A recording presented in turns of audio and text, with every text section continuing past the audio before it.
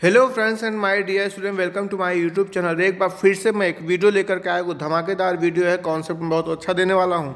संस्कृत के अवयव टॉपिक में आज डिस्कस करूंगा। संस्कृत में 3-4 टॉपिक आपको पढ़ा चुका हूँ, जो भी मैं ट्रिक से पढ़ाया हूँ तो उसको जरूर देखिए। प्लेलिस्ट बनी हुई है, मैं साइंस भी पढ़ा चुका हूँ तो इसको आप देखिए। बाकी रीजनिंग में 2-3 वीडियो में पड़ी हुई है, इसको आप देखिए। और एक धमाकेदार मैं कॉन्सेप्ट आपको दे रहा हूँ जो कि आपके किसी भी शिक्षक भर्ती से रिलेटेड या अन्य एग्जाम में बहुत ज़्यादा हेल्पफुल होने वाला है। तो चैनल को सब्सक्राइब नहीं किया तो चैनल को सब्सक्राइब कर ले। सबसे इम्पॉर्टेंट बात, इस चैनल पे आपको जो भी वीडियो दी जाती है, जो भी लेक्चर दिए जाते हैं, वो फ्री ऑफ कॉस्ट होती है। तो ठीक है, तो चलिए। ये ऐसा इसलिए होता है कि मेरे जो भी भाई बहन हैं, जो भी हैं, जो एफोर्ड नहीं कर सकते हैं, जो पेड कोर्स नहीं खरीद सकते हैं, उनके लिए रामबाण होगा। और एकदम आप समझ लीजिए कि जो पेड कोर्स का आप देखिए और हमारा जो मैटर मैं जो पढ़ा रहा हूँ, जो मैं दे रहा हूँ टॉपिक, जो लेक्चर, जो हैंड रिटन नोट्स में दे रहा हूँ, आपके पेड कोर्स से 20 ही पड़ेगा, 19 नहीं होगा। ठीक है, तो चलिए आइए शुरू करते हैं। जैसे कि अवयव आप देख लेंगे। जितने भी प्रश्न मैं अभी लास्ट में प्रश्न भी कराऊंगा, एक भी प्रश्न गलत तो नहीं होगा, बस आप ध्यान से देखिए। तो क्या है, देखिए अवयव क्या है। स्वरादि निपात व्यम, मतलब स्वर आदि शब्द तथा निपात शब्द अवयव कहलाते हैं। अर्थात जो शब्द तीनों लिंगों, सभी विभक्तियों और तीनों वचनों में समान रहते हैं, अवयव कहलाते हैं। ठीक है, परिभाषा क्या है, देखिए। किसी भी भाषा के वे शब्द अवयव कहलाते हैं जिनके रूप में लिंग, वचन, पुरुष, कारक, काल इत्यादि कारक कोई विकार उत्पन्न नहीं, मतलब ऐसे शब्द इनमें आप चेंज नहीं कर सकते। सीधी सीधी बात। अवयव का शाब्दिक अर्थ अगर पूछा जाए तो क्या होता है, जो व्ययन ना हो, सीधी साफ बात है। ठीक है, तो चलिए अवयव के भेद देखिएगा। इस अवयव के भेद क्या होते हैं। ठीक है, संस्कृत भाषा में अवयव मुख्य रूप से 4 प्रकार के होते हैं। देखिए क्या है, पहला है क्रिया विशेषण। इन्हीं टाइप हम पढ़ेंगे, क्रिया विशेषण। दूसरा है समुच्चय बोधक, और तीसरा है संबंध बोधक, और चौथा है विस्मयादि बोधक। ठीक है, पहला देखते हैं। पहला क्या, देखिए पहला है आपका क्रिया विशेषण। काल, स्थान, रीति या परिमाण बताए और जिनके योग से प्रश्न किए जाएं, क्रिया विशेषण कहलाते हैं। इनके भेद क्या है, देखिए।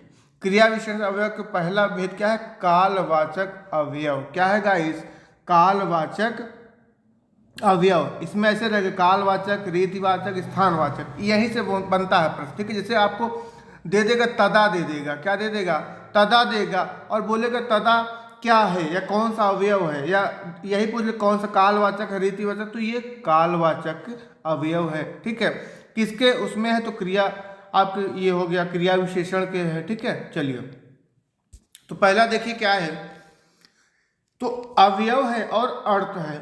यदा, पहला अवयव है हमारा यदा। इसका अर्थ होता है जब। ठीक है, इसको बिल्कुल आपको याद करना है, समझ लीजिए। ठीक है, तो यदा हो गया, इसका मतलब जब होता है। तदा मतलब तब। ठीक है, यदा जब, तदा तब, कदा कब। ठीक है, तो देखिए तदा तब बन जा रहा है ना, कदा कब बन जा रहा है, मतलब आपको याद करना है कुल मिलाकर। ठीक है, यहीं से प्रश्न बनेगा। सदा या सर्वदा हमेशा होता है। अधुना, जो एकदम नया लगेगा उसको एकदम याद करना है। ठीक है सॉरी, जो एकदम नया। ठीक है, जैसे सदा सर्वदा हम लोग बोलते हैं हमेशा होता है ना। ठीक है, ये आपके क्या है, कालवाचक, मतलब कहीं ना कहीं टाइम बता रहे हैं ना, टाइम बता रहा है, तो ऐसे आप समझ जाएंगे।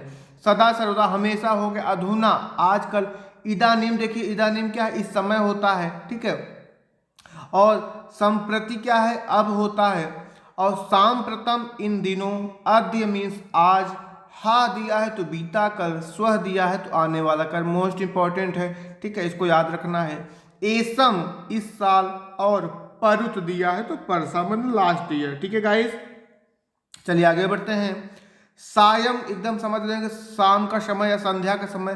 प्रातः, सुबह, शीघ्र, देखिए ये सब तो याद ही याद है, जो नहीं याद है उस पर फोकस करिएगा। ठीक है, दिवा, दिवा मतलब दिन में, और नक्तम तो ये आपका रात में हो जाएगा। परस्वः, परस्वः होता है परसों। क्या होता है गाइस, परसों। ठीक है, बहुधा अक्सर, संभवतः शायद।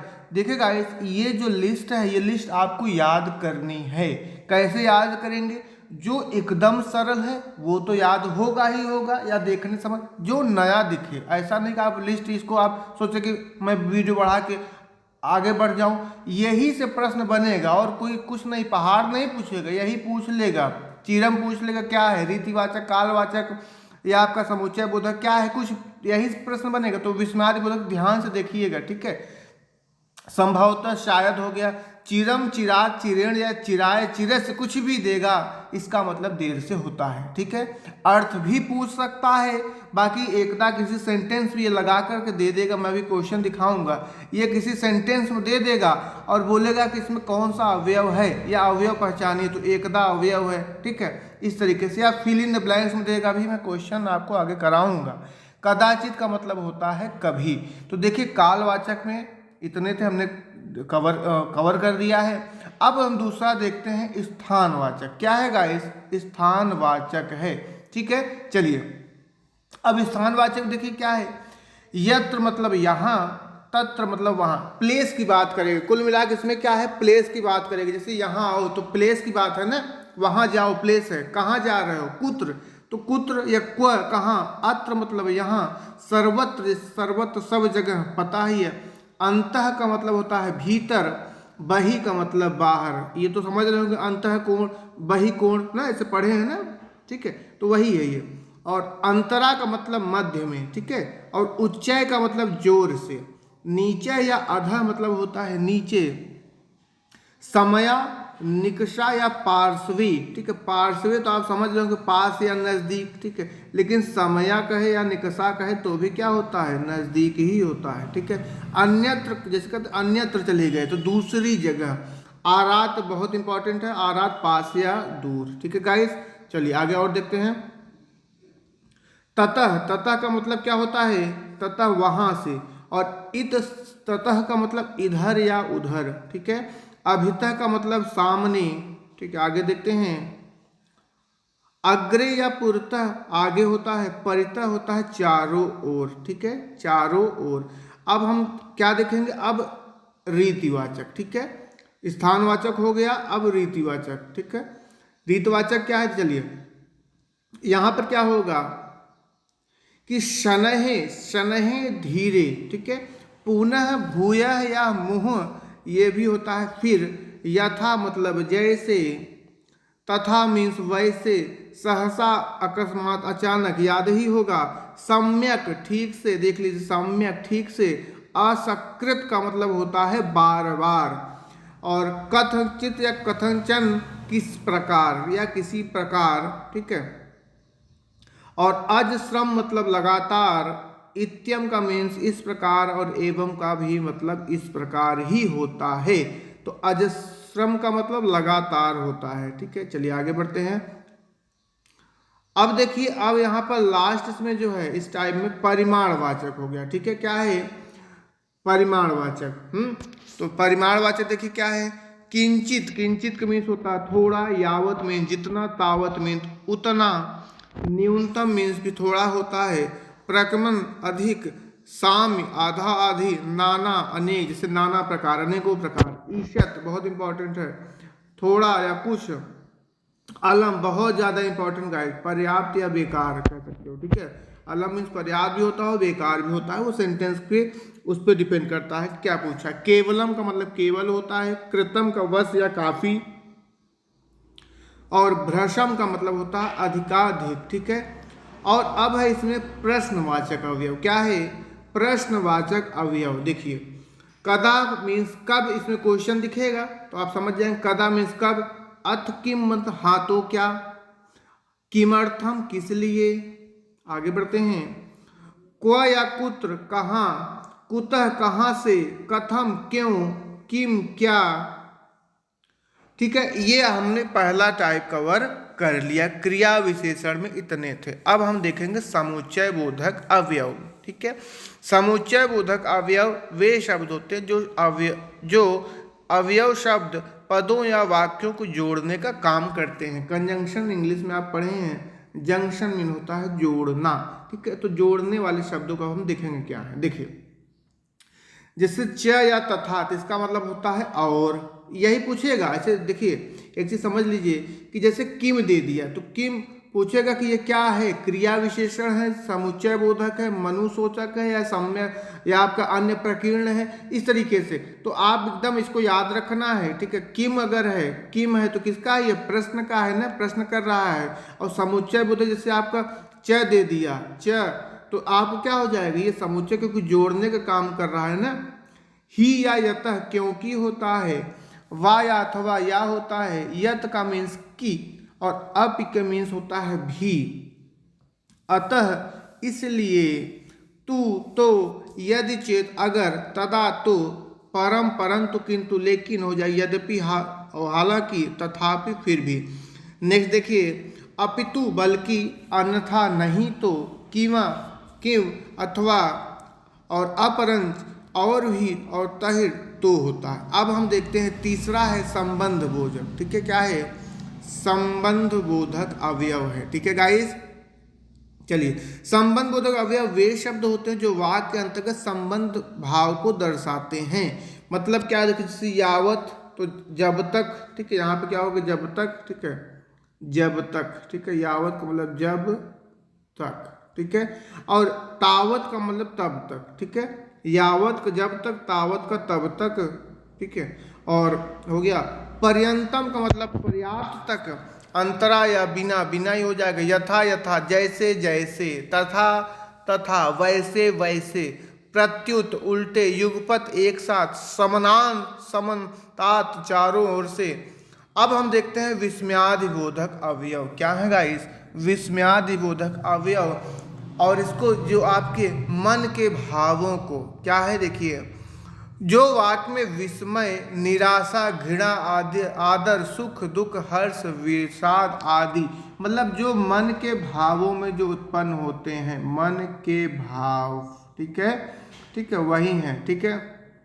तो मन के भाव वाले मतलब विस्मयादिबोधक, जैसे हा हा अह तो अवसाद सूचक है, अहो रहे बत रहे तो निराशा व आश्चर्य सूचक, अरे रे रे अनादर या समान सूचक, हा हंत या धिक रहे, हा अंत या धिक रहे तो घृणा बोधक, और साधु अतीव, साधु रहे अतीव शोभनम तो वाह बहुत अच्छा, ठीक है। अब गाइस ये हो गया, हमने डिस्कस कर लिया है, यहीं से एग्जाम में पूछे जाते हैं। अब हम क्वेश्चन देखेंगे तो आपको बहुत ही समझ में आएगा। अगर आप ध्यान से ये पूरा लेक्चर देखें तो बिल्कुल आप क्वेश्चन बना लेंगे, ठीक है। चलिए, इदानीम दिया है और बिल्कुल इसको ईमानदारी से बनाने की कोशिश करिए। इदानीम किसका वाचक होता है, ठीक है, इदानीम किसका वाचक है, काल का है, रीति का है, सर्वनाम का है, तो मनोविकार का है। तो इदानीम आपका मैं बताया ये कालवाचक है, क्या है, कालवाचक। इदानीम का मतलब क्या होता है, इस समय, इस समय मतलब ये टाइम बता रहा है, ठीक है। इदानीम का मतलब अगर देखिए अर्थ है आपको याद है तो आप समझ जाएंगे कि इस समय, इस समय मतलब क्या, टाइम की बात कर रहा है ना, टाइम की बात है ना, कोई इसमें रीति तो है नहीं, स्थान तो है नहीं ना, मन के भाव भी नहीं है, तो ये आपका कालवाचक हो गया। ये मैं पहले ही दिया था आपको, देखिए यहाँ पर इसमें है, ये मैं आपको दिखा भी रहा हूँ, देख लीजिए आप, इसी में कहते तो ध्यान से आप पढ़िए, ठीक है, एक बार आप देख लीजिए, ठीक है, देख लीजिए उसके बाद जो है, ठीक है, फिर मैं आगे आपको पढ़ाता हूँ। चलिए देखिए, ये देखिए इदानीम दिया, किसमें दिया है, कालवाचक में, ये कालवाचक है, और कहाँ पर दिया गया है, इदानीम ये दिया गया है, ये इदानीम को मतलब इस समय होता है, ठीक है। ऐसे ही प्रश्न बनता है, ठीक है गाइस। चलिए अब आगे देखते हैं, अब हम क्वेश्चन करेंगे तेजी से, ठीक है। चलिए, तो ये हो गया आपका कालवाचक, ठीक है, कालवाचक हो गया आपका। और शनह अवयव कैसा है, कालवाचक है, रीतिवाचक है, प्रकीर्णक या मनोविकार। शनह मतलब होता है धीरे, और ये आपका क्या है, रीतिवाचक है, क्या है गाइस, रीतिवाचक है, ठीक है। चलिए आगे बढ़ते हैं। यथा, यथा किसका वाचक है, रीति का है, स्थान का है, सर्वनाम का है, या समय का है।